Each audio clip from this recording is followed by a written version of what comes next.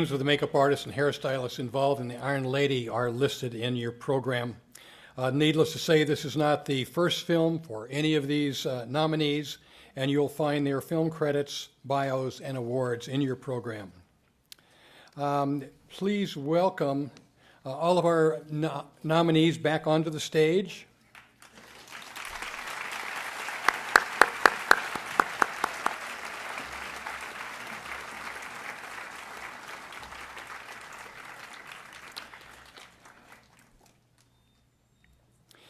Before we start our question and answer portion, I'd like to read remarks made this year by Steven Spielberg at the Producers Guild Awards when he received the David O. Selznick Award.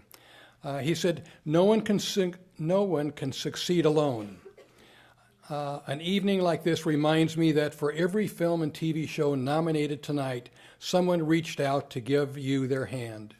Whether all of us are working together or competing, inside this very small creative community, we're always holding somebody's hand, and I'm grateful to feel all of yours holding mine right now. I think that's so perfect for the Academy Awards for every film that is done. As we start the question and answer period, there are going to be ushers in the aisles. They'll have microphones, so if you have a question, just raise your hand, and we'll try to get to your questions. That way everybody can hear the question. I have just a couple of questions. Just real quick. Roy, would you tell a story? I think we can tell that story. You said that when they were doing the casting, and they did the casting of the young Margaret Thatcher. Yeah, well, yes. When this movie was put together, they all thought, this is really great, and they'll do a little something to Meryl, and we'll go ahead. Which is why, when we were lucky enough to find Mark, and they didn't really have in the budget that we were going to do any screen tests of any kind. But that expanded. And then, oh, well, yes, I guess we'll have to do a little bit of something with Jim Broadbent. So with that added. And then Alexandra was cast, and she was brought in, and she's lovely. And Meryl turned, and she said, she's lovely. And she turned to Mark, and she said, you'll have to make her a nose, because Alexandra has a little beautiful nose. And she said, that nose won't grow into mine in 20 years. So that added a little more, and then it just grew. So it ended up that there was a lot of prosthetics in the movie, and every principal had teeth. Now, didn't they at one time say, oh, no, we don't have that in the budget, we won't be able to do that? Every day. Yeah. Every day. Yeah. But if I'm right, Meryl looked at him and said, either there's a nose or I goes. All it has to be. If you're going to do it, it has to be done right. Yeah, and I think it's a great stand when actors or actresses make sure that happens. A lot of times we see it not happen. Okay, let's start with some questions from the audience. Right here. This is for the Harry Potter crew, especially Dick and Amanda. When you design initially characters for the early films or characters that are in 4, 5, 6 films, once you do the design for the initial film, is that pretty much it, or does it evolve with subsequent films? Do you want me to start? Oh, you do want me to start, right? Okay. I think we just tried to improve everything all the time. I mean, obviously, you can't dramatically change a character in a series because you'll wreck the continuity. But we would review on any movie whether something in the last thing could be improved upon. Sometimes we did change things. Professor Flitwick, Warwick Davis, was a sort of white puffball-haired little character in the first 2 movies, and then he turned into a sort of dark-haired guy with a Heinrich Himmler haircut. because Alfonso, the director of the third one, just wanted him to be like that. And we all said, well, we can't call him Flitwick, but after a few movies, you just called him Flitwick, and there is no continuity, and we don't care. But you would review if something could be improved. You know, if you were doing a particular job, you would look at the molds again. You would look at, beards or things again. If something could be improved upon, we were on a series where you could do that. Hairstylist friend of mine a number of years ago said, don't match if you can make it better. I agree. Another question. This is for the two makeup artists from Europe. Do you see anything in general, any differences between makeup artistry training or working in Europe as compared to the United States?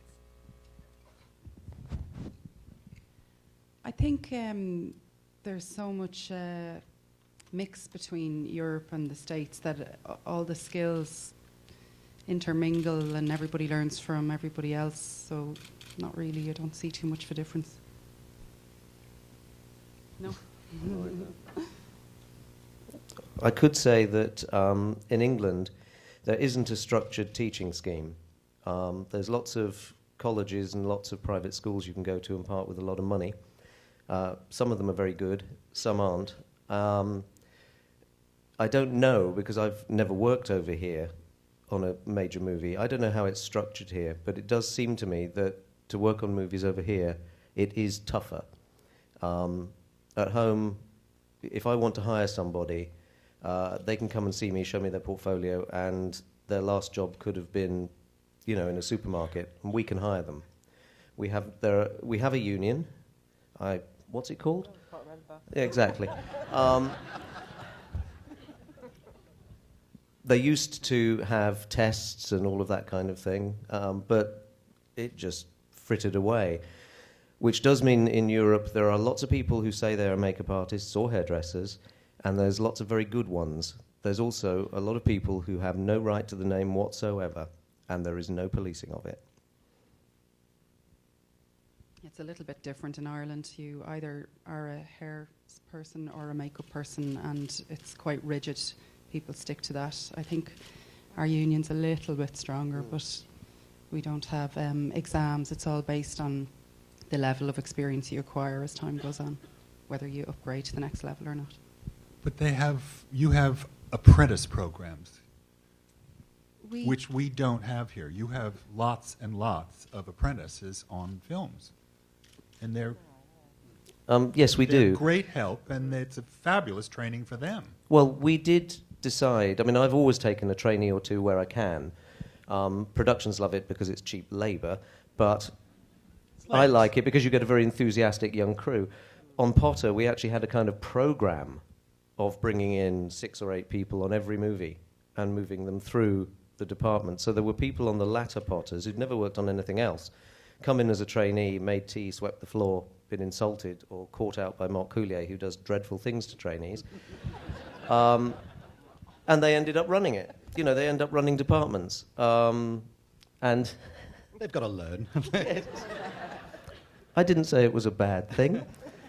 I'd just like to say that Nick is very generous, taking people on and giving them the opportunity. So he actually acts as a trainer. And a lot of people, I've been on the Harry Potter films for 10 years, and there's a lot of very talented people come through Nick's department, and Amanda and Lisa's department too. And they always say that they learn more in a week of working in a workshop than they do after parting with thousands of pounds on a training course for six months. Another question. My question is for the Potter cast. Marc Coulier included. In 10 years of working with Potter, which was your favorite movie to work on? Should we start at this end, Amanda? Mine was Azkaban. It was one of the best. We were given so much. It was the Sirius Black character came from that, and Alfonso, who directed that, was just so creative. He had such strong ideas, and it fed through. He let us try all sorts of different things. So. I'd have to say two. I would say the last movie because we had the most prosthetic makeup we'd ever done in it, and I think it was the best prosthetic makeup that any of us had ever produced, just through learning and going over it. But I also have to say number 4 because we did build a fire-breathing dragon. And I promise you, there is no fun like having a real fire-breathing dragon to play with. Mine was the Half-Blood Prince, because that was the first one I designed. And it was great to take over some of the characters that had already been in the films before and sort of put my mark on them. So I really like that one the best, I think. And for me, it was the last two, just because after getting Voldemort and introducing him, it was great to actually have him on screen a bit more in the last one. So that one for me. Another question. Got a question for the European artist for Harry Potter and Albert Nobbs. I live part of the year in Argentina, and my friends there, I'm a singer-songwriter and social activist. Just curious, in Argentina, Margaret Thatcher is not at all popular, nor in Chile. So my filmmaker friends said they would never ever work on a film in regards to Margaret Thatcher. So I'm just kind of curious, would you ever object as an artist to work on a film? Thank you. Would you ever object as an artist to work on a film whose person's politics you disagree with? Can I go first? I hated Margaret Thatcher. I hated everything that she did. We had so many unemployed at the time, but it was, we're more interested in creating a character, really, and the chance to work with a fantastic actress like Meryl Streep. It's, I put my thoughts about Margaret Thatcher aside, for the benefits far outweighed my political ideals.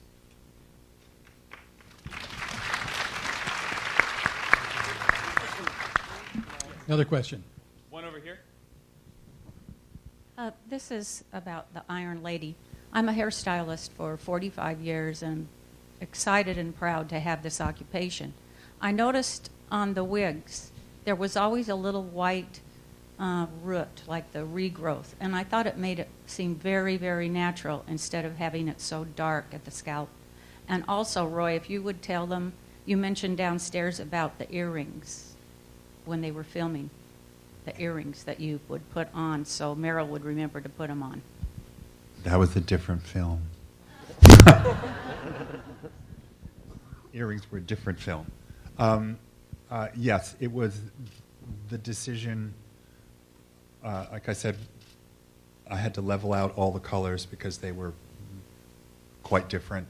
And when we built the old age hair, it had to be, we knew it had to look thinner, more frail, more permed. And so Peter Owen built me this fabulous wig that was quite thin and many fabulous colors of gray. And then I dyed it down to, I told them I was doing a 1/4 inch, but of course it's closer to 5/8 because I knew I needed that. Just dyed it down to that so that we knew it was an old woman with dyed hair, because otherwise it would have just been the same as any of the other wigs. Another question.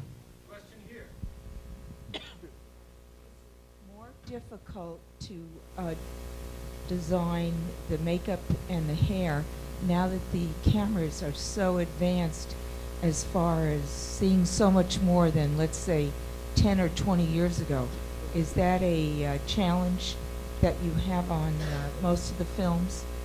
And also the lighting, that it has improved so far technically?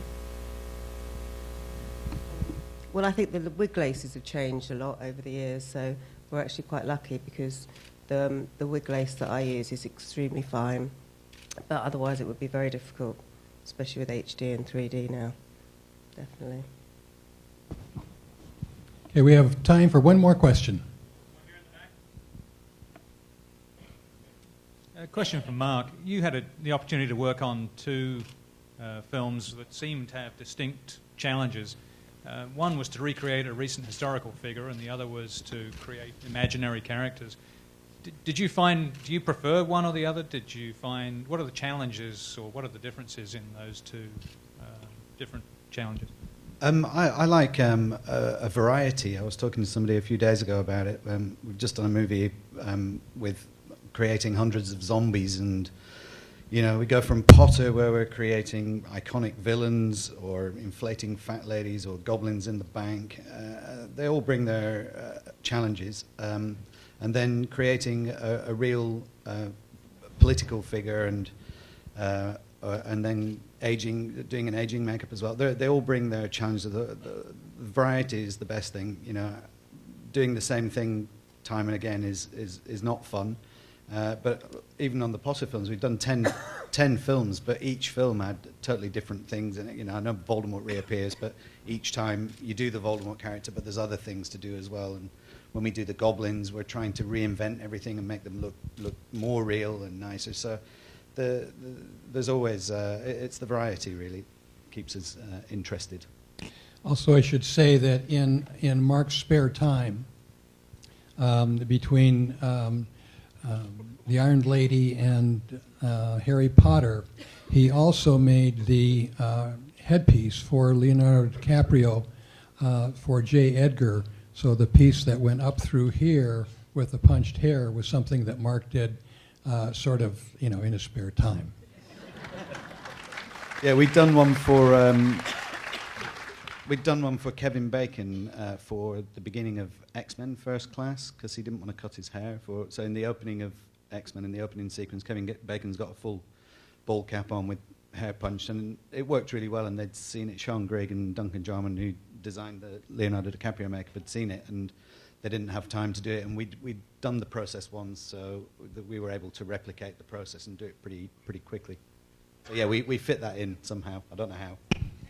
Okay, be sure tomorrow night, watch the Academy Awards on ABC. We're going to go downstairs for a wonderful reception. You'll be able to see our nominees down there. And one more big round of applause for all of these people.